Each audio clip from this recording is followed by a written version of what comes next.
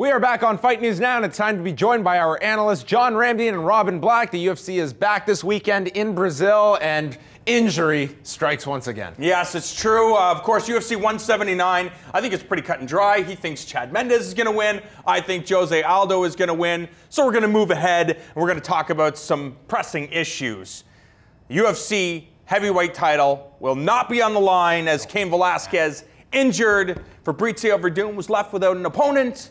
It makes perfect sense that Mark Hunt steps in to face Fabrizio Werdum for the interim heavyweight championship of the world. This makes zero sense, in my opinion, considering the fact that Junior Dos Santos is clearly the number 2 or number 3 guy in the division after Fabrizio Werdum, considering he was supposed to fight for the title. But you like it. I like it. I mean, I love the fight. I like Big Mark Hunt trying to knock this guy out.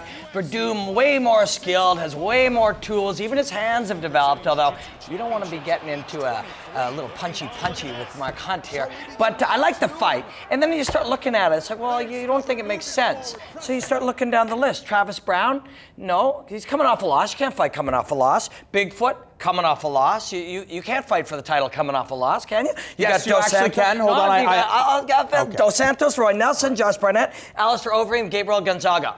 All coming off losses. You cannot fight for a championship coming off a loss ever, right? Unless you're Nick Diaz or you're Misha Tate or you're Chael Sonnen. Well, yes, but...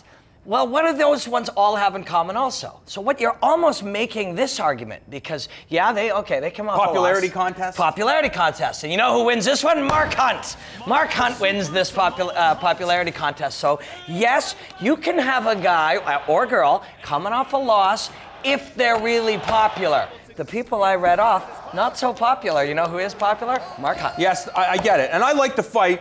As a fight, Fabrizio Werdum, Mark Hunt makes sense. Should it be 5 rounds? Not in my opinion. And I think if you ask most fighters out there, they're like, no, these 5 rounds, ridiculous. Give me 3 rounds unless you're going to double my money, considering that's almost what's happening in a 5-round fight. Hey, Mark Hunt, how much you weighing right now, buddy? Like, I don't know, 295? Listen, I want you to fight Fabrizio Werdum.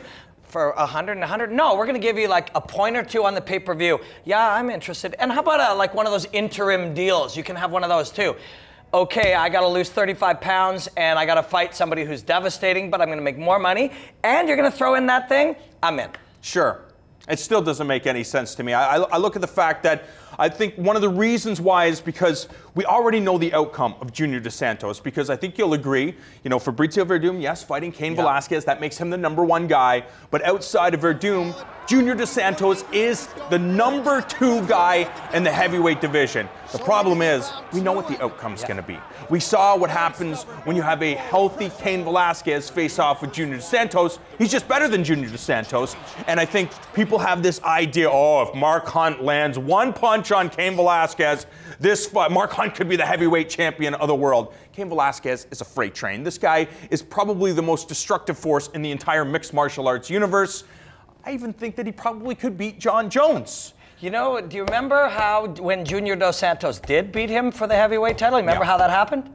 1 punch. 1 punch. 1 punch. It's happened before. But it wasn't just 1 punch. Cain Velasquez was injured, and if he had his way, and I'm sure if he had a time machine, he would go back and say, you know what? I'm not taking this fight. Yes, I want to be a company man. It's the first fight on Fox. But what happens? I lost millions of dollars because Junior Dos Santos became the heavyweight champion of the world. And fortunately for him, he has won the title and defended it a couple of times, and he's made his millions back, so now he doesn't have to do that. But I'll tell you what the UFC likes most of all of this. 1, Mark Hunt is popular, and much like Diaz and Cupcake, people want to see that. And 2, you can actually make sense of it. 5-1-1 in his last 7 after losing to... I get it, but on that list, sure, there was a draw against Bigfoot. There's a win over Stefan Struve, and we saw what happened in Stefan Struve's last fight. No offense to Stefan Struve. And he also has a win over Chris Tucker, who is no longer in the Ultimate Fighting Championship. Yeah, well, you know what else they love about it? This. Yeah. They love this. People will be online going, this is BS. No, he's the greatest. Part of the job of a promoter is to promote. And nothing promotes like debate and really engaging people and getting people to argue. Because sadly, to a degree, people aren't as interested in the actual lineup of the combat between these guys as they are this conversation. The UFC has recognized that, and they give people lots to argue and debate about. Yeah, I mean, I get it. I love Mark Hunt. Mark Hunt is one of these action fighters that I want to see time and time again. Should he be fighting for the UFC Heavyweight Championship of the World? I think not. This guy got submitted by Sean McCorkle. Well, okay, that one's fair.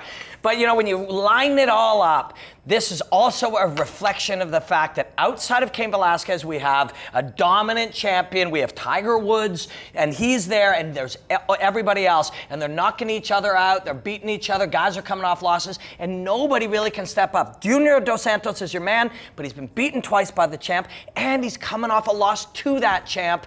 So, you know, this one makes sense to me, and if everything else is in doubt, you go with the popular guy, and you just let the internet argue about it and sell tickets. Okay, so what happens at the end of December? Let's just say that Stipe Miocic somehow manages to get a victory over Junior Dos Santos. Does that mean he's the guy? He's on a winning streak. He defeated the former champion. Does that mean he's going to get his shot at UFC Gold? I don't think so. Well, I mean, this whole getting to fight for the next championship thing is so muddled. It's so crazy, but the UFC has recognized that no matter how muddled it gets, that only improves the amount of debate and conversation.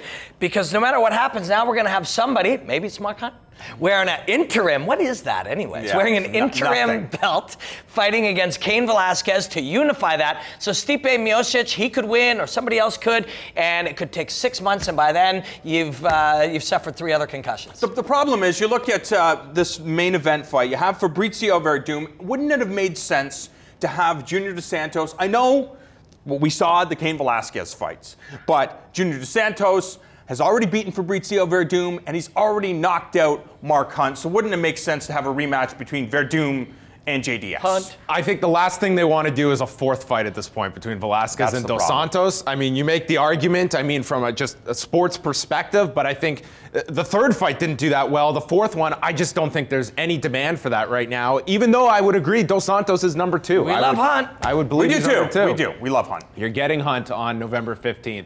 Thank you, guys, and they will have a full rundown of UFC 179 this coming Monday night, 7 p.m. Eastern with 5 rounds. Next on the show, we're going to be previewing the new Keanu Reeves movie. He's got a new facial expression in this one. It's John Wick, and we've got a viral video that is all set to go as we continue on Fight News Now.